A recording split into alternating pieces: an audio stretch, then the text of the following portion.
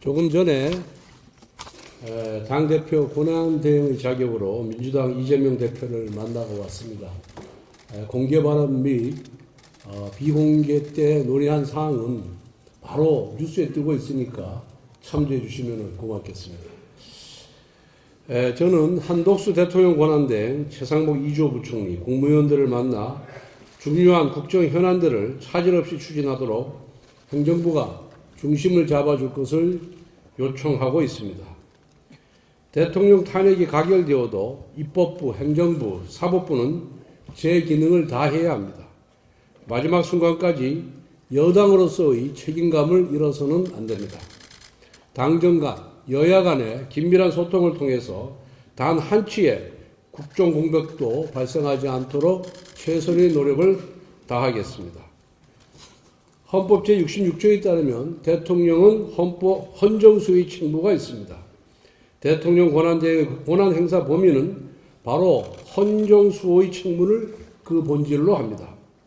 따라서 위헌적 법률에 대한 한덕수 권한대행의 제2요구권 행사는 당연합니다. 특히 민주당이 일방 철회한 국회 증언감정법은 제도의 남용으로 인해 신체의 자유를 제한할 수 있고 민감한 개인정보와 영업기밀 유출 가능성이 있어 사생활과 기업활동의 자유를 제한할 소지가 다분합니다. 권한대행이 제2요구권을 사용할 수밖에 없는 위헌적인 악법입니다. 아울러 권한대행의 헌정수호 책무를 다하기 위해서는 국정마비 상태를 실질적으로 해방해야 합니다. 회복해야 합니다. 공직자에 대한 민주당의 무한탄핵으로 인해 국정이 마비되었습니다. 이를 시정할 수 있는 조치가 절실합니다. 헌법재판소는 이준숙 방통위원장, 최재해 감사원장, 이창수 서울중앙지검장 탄핵을 비롯한 주요 사건을 대통령 탄핵 사건보다 우선적으로 심리하거나 결정해서 국정공백을 최소화해야 합니다. 또한 이진숙 방통위원장 등에 대한 탄핵 소추안은 기본적으로 탄핵 사유가 부존재하며 정치보복의 산물입니다. 부득이하게 헌재가 이 사건에 대한 심리를 미루어야 한다면 헌재가 운영의 묘를 살려 효력정지 가처분을 해주시기를 바랍니다. 이를 통해 직무정지 상태를 풀어주고 국정마비를 최소화해야 합니다. 한덕수 권한대행도 헌법재판소도 모두 헌정을 수호하고 국정을 수습할 책임이 있다는 것을 명심해 주길 바랍니다. 저는 대통령 권한대행의 헌법재판관 임명과 관련하여 대통령의 고리 시에는 가능하지만 사고 시에는 불가능하다는 법리적인 의견을 말씀드린 바가 있습니다. 아울러 헌법재판관의 임명은 대통령 탄핵 소추안의 심리, 결정과 관련된 법적 공정성도 신중하게 고려해야 합니다. 현재 대통령 탄핵 소추안이 국회 본회의를 통과하여 헌법재판소에 계류 중입니다. 즉 국회는 소추인이 된 것입니다. 그런데 국회가 소추인이 된 이후에 소추안에 대한 재판의 주체인 헌법재판관을 정하는 것은 법적 공정성의 훼손입니다.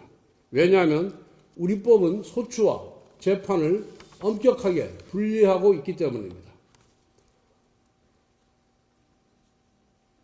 현재 탄핵 소추인인 국회가 헌법재판관을 추천하는 행위는 마치 검사가 자신이 기소한 사건에 대하여 판사를 임명하는 것과 같습니다.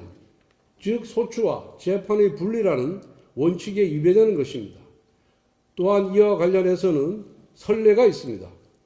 윤석열 대통령이 검찰총장 시절에 있었던 징계 취소 소송을 보면 윤 총장에 대한 징계 청구 이후에 징계 청구권자인 법무부 장관이 징계위원을 위촉하여 결혼을 충원한 것이 헌법상 적정 절차 위반이고 이에 따라 징계위원회 구성이 불법이므로 징계 처분도 무효라고 판결한 바가 있습니다.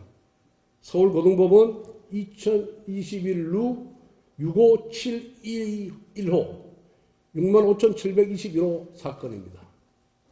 이러한 판례에 비추어 볼 때 탄핵소추를 의결한 국회가 헌법재판관을 추천한다면 이는 헌법상 원리인 공정한 재판 및 적법 절차를 어기는 것입니다. 대통령의 탄핵 여부는 국가의 중대사입니다. 당파적인 이해보다 헌법 정신과 절차적 완결성을 우선해야 합니다. 마지막으로 당내 상황에 대해 말씀드리겠습니다. 당내 혼란 수습과 국정 혼란을 최소화하기 위해 당도, 정부도 정상적으로 작동되어야 합니다. 오늘 의총에서 비대위원장 문제 논의에 가닥을 잡아야 합니다. 지금은 비상상황입니다. 당이 하나된 목소리로 잡음을 최소화하면서 비상상황을 수습해야 합니다. 위기수습에 적합한 비대위 구성을 위해 의원님들께서 많은 의견을 모아주시기를 바랍니다. 감사합니다. 예, 지금부터는 비공개로 전환하도록